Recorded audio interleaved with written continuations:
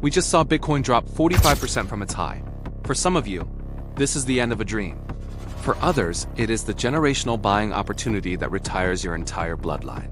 But to know which one it is for you, we have to look past the panic and into the cold, hard data of what is actually happening in the shadows of the global market. This sell-off isn't random, it is something much bigger. And once you see the structural shift occurring in the background, you will understand why this next move matters more than anything that has happened in the history of crypto. I have spent the last decade watching every "this time is different" argument crumble under the weight of reality. I am not here to sell you a moonshot or give you false hope. I am here to look at the same data the institutional whales use to decide when to liquidate your position. The safety of your financial future should never depend on the toss of a digital coin. So let us talk about the cold truth of why the market is bleeding. The storm did not come from nowhere. It was built by 5 specific catalysts that converged at the exact same time. We saw a massive shift toward risk-off sentiment as the global economy tightened.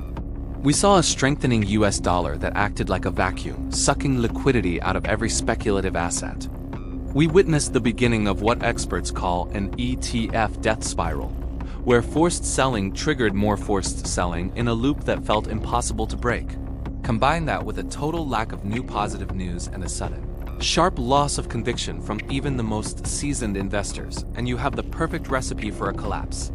For years, we were told Bitcoin was digital gold. We were told it was the ultimate hedge against inflation and a safe haven when the world went crazy. But this year, the narrative was betrayed. While gold rose 50%, Bitcoin fell. It did not act like a hedge. It acted like a leveraged version of a tech stock. When the market got scared, investors did not run to Bitcoin for safety. They sold it to cover their losses elsewhere. This divergence is the most important lesson for any beginner or corporate professional watching this. Right now, Bitcoin is a high-growth, high-volatility risk asset. If you treat it like a stable savings account, the market will punish you for that mistake. One of the biggest fears keeping people awake at night is the idea of a total systemic collapse. You have probably seen the headlines about Michael Saylor and MicroStrategy being billions of dollars underwater. People are terrified that a margin call on his massive Bitcoin position could send the price to zero. But here is the piece of information most creators are missing. MicroStrategy's debt is not a standard bank loan. It is structured as convertible debt. This means there are no instant liquidation levels that would force him to sell his Bitcoin tomorrow.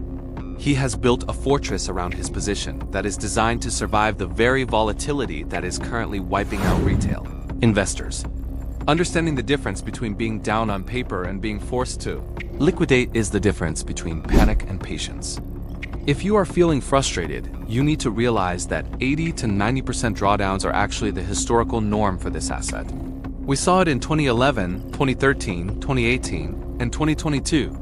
Each time, the world declared Bitcoin dead, and each time it reached a new high. There is even an anonymous model from 40chan that correctly predicted the 2023 highs and is currently pointing toward a cycle bottom in October of 2026. Whether you believe in anonymous models or not, the message is clear. The cycle of despair is part of the process. So how do you survive this without losing your mind or your savings? It comes down to a portfolio stress test. The ultimate secret to this market isn't conviction, it is asymmetric survival. Most people fail because they are over-leveraged or they have invested money they need for next month's mortgage. If you size your position so that a 90% drop does not change your daily life, you become the only one left standing when the cycle resets. For most of you, that means keeping your crypto exposure between 5 and 10% of your total wealth. The question you have to ask yourself right now is not, is Bitcoin dead? The question is, are you disciplined enough to wait until 2026? If the answer is no, then the best move you can make is to walk away now. But if you can look at the data, remove the emotion, and understand that you are playing a long-term game of survival, then this crash is not a tragedy.